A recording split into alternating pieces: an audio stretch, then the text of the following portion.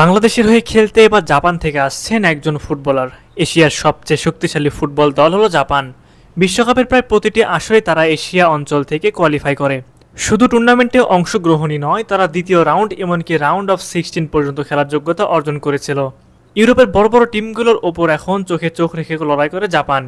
এই জাপান থেকে এবার একজন ফুটবলার খেলতে আসবে বাংলাদেশের হয়ে। সেই ফুটবলারের নাম হলো রিকুতো হাশিমাতো। রিকুতো নিজেই লাল সবুজ জার্সি গায়ে মাঠে নামার জন্য আগ্রহ প্রকাশ করেছেন। এই লক্ষ্যে কাজ চালিয়ে যাচ্ছে ফেডারেশনও। জানলে অবাক হবেন, বার্সেলোনা ও স্পেনের সাবেক কিংবদন্তি ফুটবলার আন্দ্রেস ইনিয়েস্তার সাবেক ক্লাব ভিসেল কোবেতে খেলেন হাশিমাতো।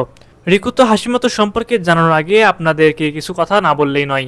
বাংলাদেশের ক্রিকেট নিঃসন্দেহে ফুটবলের চেয়ে এগিয়ে রয়েছে, কিন্তু আমার মনে হয় ফুটবল বাংলাদেশের প্রতিটি মানুষের এক আবেগের নাম। বর্তমানে হামজা চৌধুরী বাংলাদেশের অভিষেকের পর থেকে এই আবেগ আরো ভালোভাবে প্রকাশ করার সুযোগ পাচ্ছে বাংলাদেশের ফুটবল ভক্তরা। চলুন কথা না বাড়িয়ে আপনাদের আরো একটা বিগ সাইনিং এর কথা বলি। বাংলাদেশের ফুটবলে এবার আশার আলো দেখাচ্ছেন জাপানে বসবাসরত বাংলাদেশি বংশোদ্ভূত ফুটবলার রিকুতো হাশিমাতো। কে এই রিকুতো হাশিমাতো?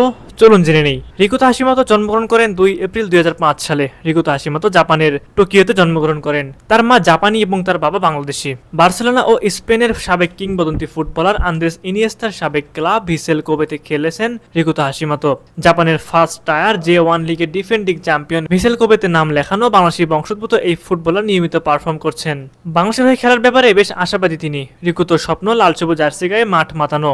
অপেক্ষার পালা শেষে বাংলাদেশ জাতীয় ফুটবল দলের হয়ে অভিষেক হয়েছে হামজা চৌধুরীর। বাংলাদেশি বংশোদ্ভূত 27 বছর বয়সী ডিফেন্সিভ মিডফিল্ডার বর্তমানে ইংলিশ চ্যাম্পিয়নশিপের লেস্টার সিটিতে খেলছেন। মূলত হামজাকে অনুসরণ করে রিকুতো বাংলাদেশের হয়ে খেলার ডিসিশন নিয়েছেন। প্রিয় দর্শক, রিকুতো বাংলাদেশে আসলে কেমন হবে বাংলাদেশের স্কোয়াড এবং তাকে লাল সবুজ জার্সিতে কে দেখতে চান? আপনাদের মূল্যবান মতামত অবশ্যই কমেন্ট করে জানাতে পারবেন। এতক্ষণ আমাদের সাথে থাকার জন্য আপনাদেরকে জানাই আন্তরিক ধন্যবাদ।